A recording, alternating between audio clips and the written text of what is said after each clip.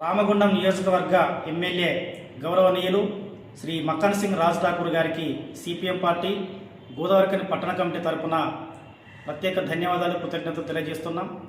CPM party Peddapalli జిల్లా committee ఆధ్వర్యంలో 2023 సంవత్సరంలో ఇల్లు లేనటువంటి నిరుపేదలందరికీ ఇళ్ల స్థలాలు ఇవ్వాలని చెప్పేసి భూపోరాటం చేయడం జరిగింది. ఈ భూపోరాటంలో గోదావరికనిలో ఉన్నటువంటి మల్లు స్వరాజ్యం కాలనీ, అదేవిధంగా జంగాలపల్లి, ఇంద్రమ్మ కాలనీ, పీకరమ్మ క్యాంపులలో వందలాది మంది గుడిసెలేసుకొని నివసించడం జరిగింది.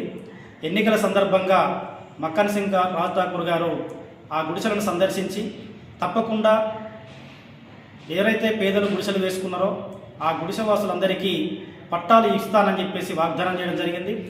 తన వాగ్దానాన్ని నెరవేర్చడంలో భాగంగా ఈ నెల 11వ తారీఖున సుమారుగా ఈ రామగుండం నియోజకవర్గంలో ఉన్నటువంటి నిరుపేదలు 1800 మందికి పట్టాలు ఇవ్వడం జరిగింది. అందులో భాగంగా సిపిఎం ఆధ్వర్యంలో గుడిసెలేసుకున్నటువంటి నిరుపేదలైనటువంటి సుమారు 300 మందికి పట్టాలు ఇవ్వడం జరిగింది. అందుకు ఎమ్మెల్యే గారికి ప్రత్యేకించి ధన్యవాదాలు తెలియజేస్తున్నాం. పేదల కళ్ళల్లో ఆనందం చూడడమే తన ధ్యేయంగా అహర్నిశలు కష్టపడుతూ ఈరోజు ఏదైతే పేదలు నివసించేటువంటి గుడిసెలు ఉన్నాయో వాటిని గుర్తించి ఈరోజు పట్టాలు ఇచ్చడం జరిగింది. అదేవిధంగా అటువంటి వారందరికీ కూడా వెంటనే ఇందిరమ్మ ఇళ్లను కూడా మంజూరు చేసి వారికి ఇందిరమ్మ ఇల్లు కట్టుకోవడానికి అవకాశం ఇవ్వాలని చెప్పేసి కూడా ఈ సందర్భంగా ఎమ్మెల్యే గారికి ప్రత్యేకంగా విజ్ఞప్తి చేస్తున్నాం. దాంతోపాటుగా వారికి మౌలిక సదుపాయాలు కూడా కల్పించాలని చెప్పేసి కూడా ఈ సందర్భంగా విజ్ఞప్తి చేస్తున్నాం.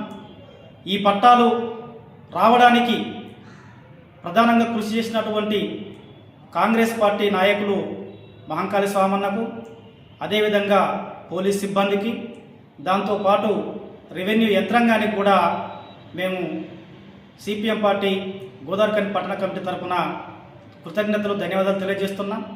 దీంతో పాటుగా ఇంకా ప్రభుత్వ స్థలాలలో గుడిసెలేసుకొని ఉంటున్నటువంటి వాళ్ళు సుమారు ఇంకా 300 మంది పేదలు మిగిలిపోయి ఉన్నారు. వారందరికీ కూడా పట్టాలు ఇవ్వాలని చెప్పేసి కూడా ఈ సందర్భంగా ఎమ్మెల్యే గారిని విజ్ఞప్తి చేస్తున్నాం.